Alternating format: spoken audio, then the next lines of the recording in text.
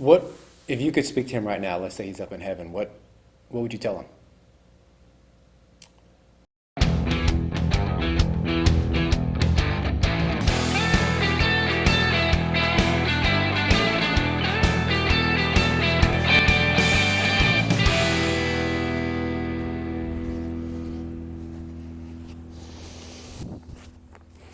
Our country needs good fathers. About 35% of children are fatherless, and here are the consequences. 90% of all homeless and runaway youths are fatherless. 63% of youth suicides, fatherless.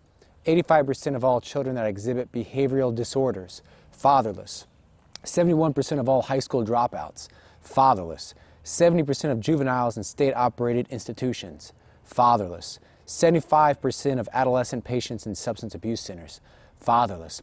75% of rapists motivated by displaced anger, fatherless. Our country needs good fathers. Boys are less likely to act out.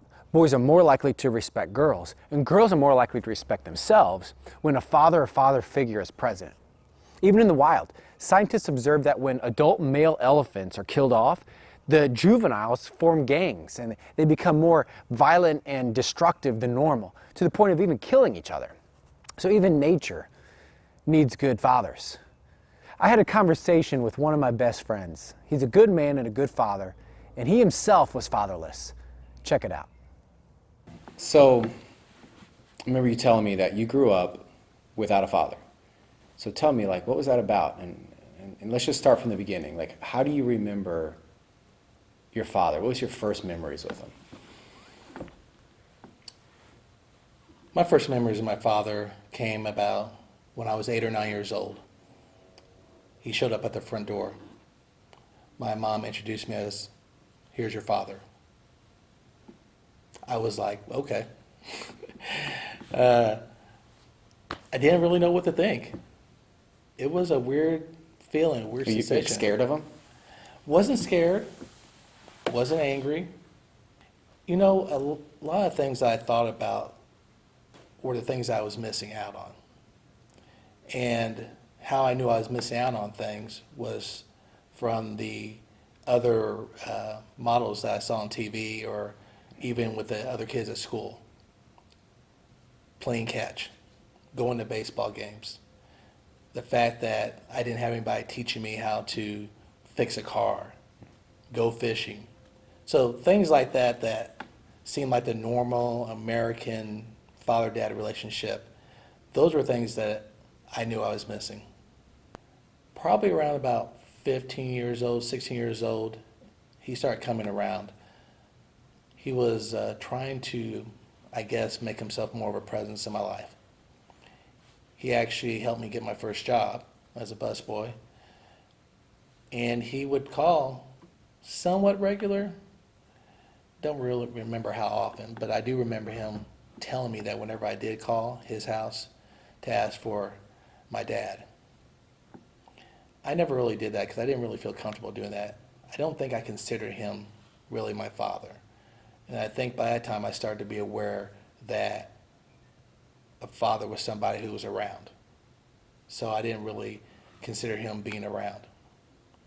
At some point in time, I made this vow to myself that I was not going to be like him. I guess knowing how I felt as a child not having a father, I wasn't going to do that to my kids. Mm-hmm. What if you could speak to him right now? Let's say he's up in heaven. What would you tell him? I probably would tell him, I'm trying to understand what you went through. I forgive you. And just know that you have a wonderful grandkids that you'll see someday. Oh, it's powerful.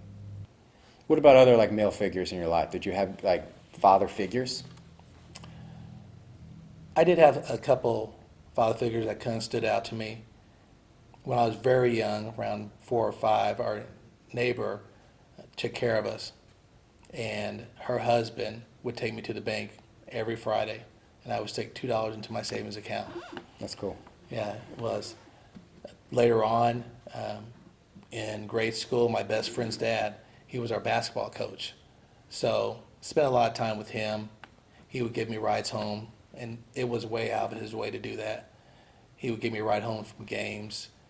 He didn't really talk a whole lot, but I knew that he cared for me just based upon the fact that he wanted to make sure I was safe and protected. Now you're a father now, so tell us about like what that's like, considering not having your biological father in your life. As I grew older, I started to realize the impact of not having a father around. My expectations of someone who would share things with me, teach me things, teach me how to be a man, just weren't there. So when I got into a relationship, it was kind of scary. I didn't really act well. I didn't do the right things all the time. When I got to being married and started to have kids, those things were scary to me because I didn't have a roadmap or a model to go by. You have two girls. Yes. And you've adopted a boy. Yes. I think that's so cool that like when you didn't have a father, now here you are as an adult adopting a boy who didn't have a father. So what do you want for him? I want my son to be a strong man. I want him to have the things that I didn't have growing up. I want us to be able to play catch or go fishing, teaching him how to ride a bike.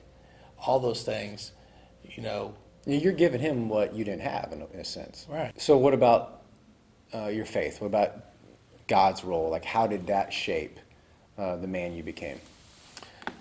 So I grew up in church, and by the time I got to college, I kind of stopped going. Faith didn't really mean a whole lot. I was a good guy. I had plenty of friends. I had fun, good times.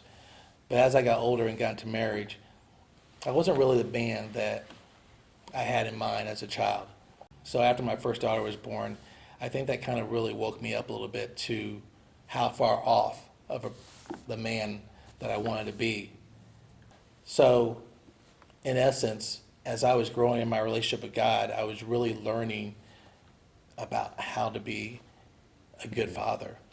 So what about the call to men to be those father figures to young people? What would you say to them? I think that men strive very hard to be respected and accepted. I think all of us to a degree, want that feeling of sense of belonging and being accepted by society or by coworkers or family, whatever that may be.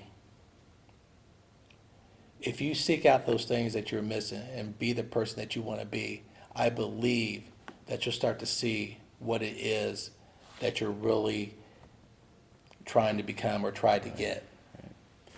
Straud's a good example of how a man can respond to fatherlessness. He found father figures, and then he became one also. One of the best ways to overcome the hurt of fatherlessness is to be that father that you should have had. We should restore our relationships with our biological fathers if possible, absolutely.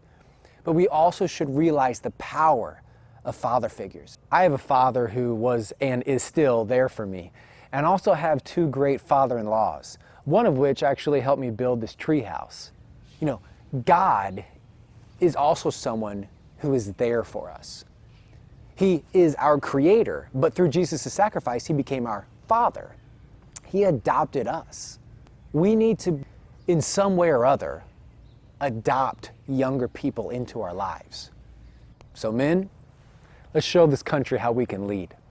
How we can lead with truth without harshness, tenderness without weakness, and godly masculinity without apology.